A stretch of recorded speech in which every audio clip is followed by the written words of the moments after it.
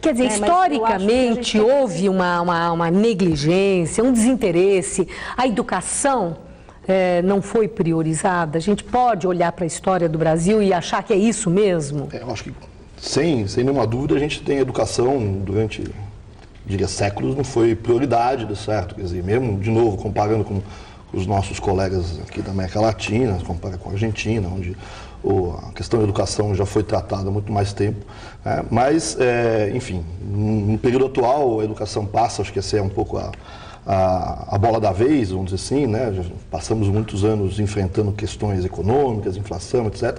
E agora, acho que a educação chama a atenção na sociedade, ela é um empecilho, a deficiência de educação é um empecilho importante no desenvolvimento, é um empecilho importante também nas questões em termos de melhora da desigualdade, como você também já colocou.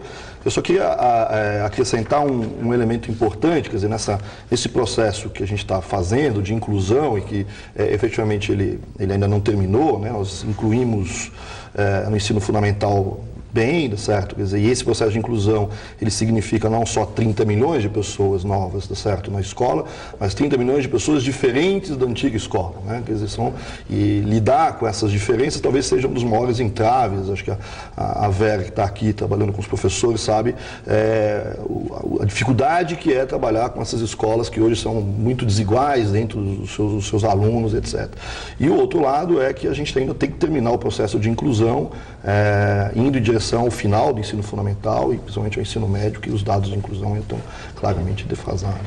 Eu gostaria de complementar que a educação no Brasil ela sempre foi muito elitista. Então, eu acho que até com o processo de democratização, que ele é recente no Brasil, é que a gente tem a inclusão efetiva de todas as camadas da população na escola. Isso faz uma diferença muito grande, porque trazer para dentro da escola gerações que são a primeira geração de famílias que nunca frequentaram a escola faz toda a diferença. Outros países passaram por isso antes, mas também nós temos uma situação de extrema desigualdade que foi trazida para dentro da escola. Isso é muito recente. Isso se reflete também na incorporação de professores que também são de diversas extrações sociais. E que a gente precisa...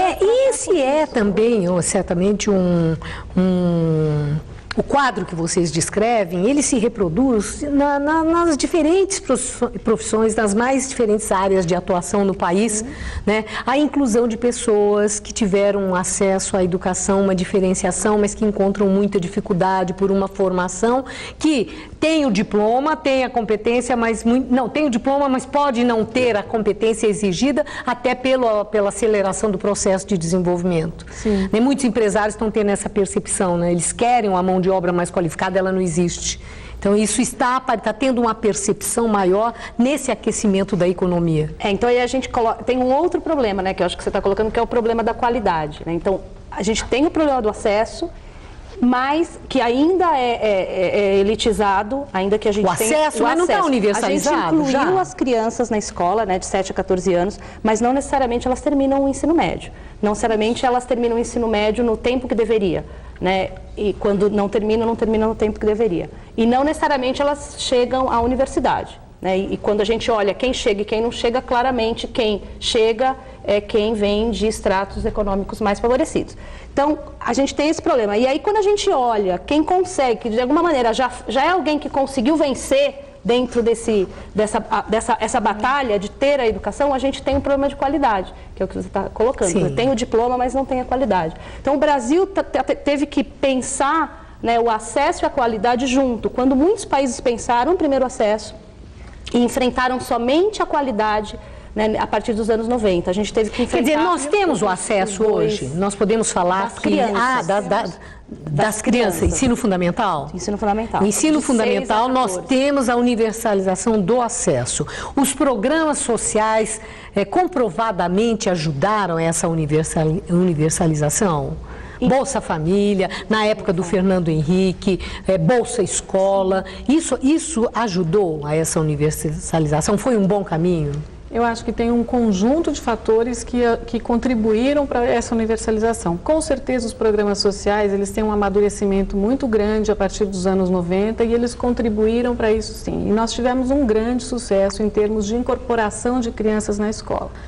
Agora, eu gostaria de colocar um outro desafio, é que nós estamos fazendo exatamente essa incorporação social e essa incorporação à escola num momento em que a gente tem uma mudança tecnológica muito relevante. Então, o nosso desafio acaba sendo complementado por uma questão que é extra-educação.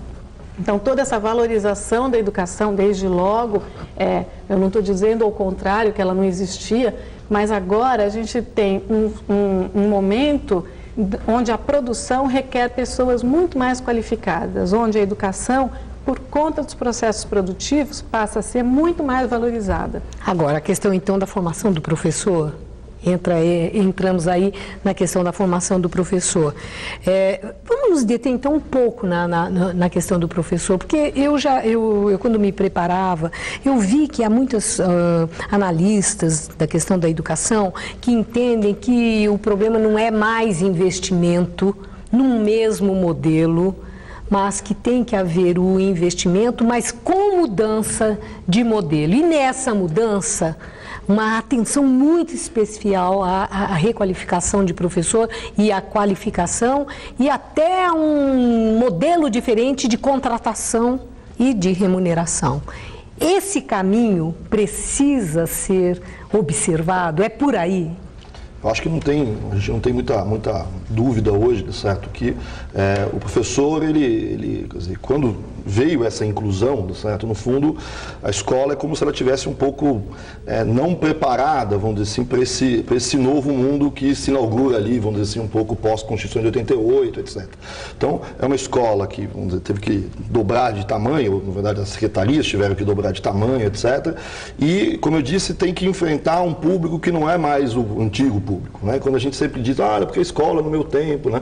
A escola no meu tempo não é mais a escola de hoje, certo? Quer dizer, a população que está ali não é a mesmo tipo de população, o grau de acesso a bens culturais não é mais a mesma coisa, certo? Então, o professor tem que estar preparado para lidar com isso, certo? Ele tem que estar preparado para lidar com uma situação muito mais complicada do que talvez fosse na época que eu estudei, alguma coisa parecida com isso, certo? Por quê? Porque os meus colegas eram muito parecidos, vamos dizer assim, e hoje você tem uma diversidade numa sala de aula muito grande. Então, eu acho que talvez mais do que discutir se os professores estão qualificados em matemática, em etc., enfrentar, vamos dizer assim, essa escola com esse grau de diversidade, com esse grau de problemas, vamos dizer assim, que essas diferenças causam e como lidar com essas diferenças, certo? Como lidar numa mesma sala de aula, certo? Com jovens, vamos dizer assim, que têm determinadas facilidades e outros que têm mais dificuldades,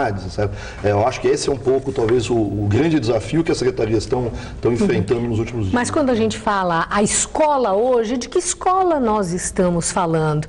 É da escola pública da capital de São Paulo? Nós estamos falando da escola pública em estados mais pobres ou nas cidadezinhas pequenas do interior, do fundão, né? A gente pode falar a escola hoje como um modelo, uma referência? Existe isso no Brasil?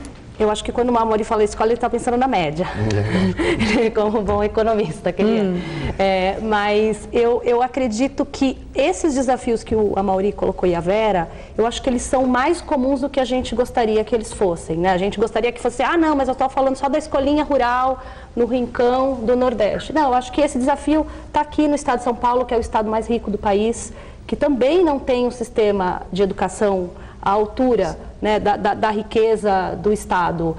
Cidades do interior ricas que também não têm o sistema de educação compatível com a renda. Eu acho que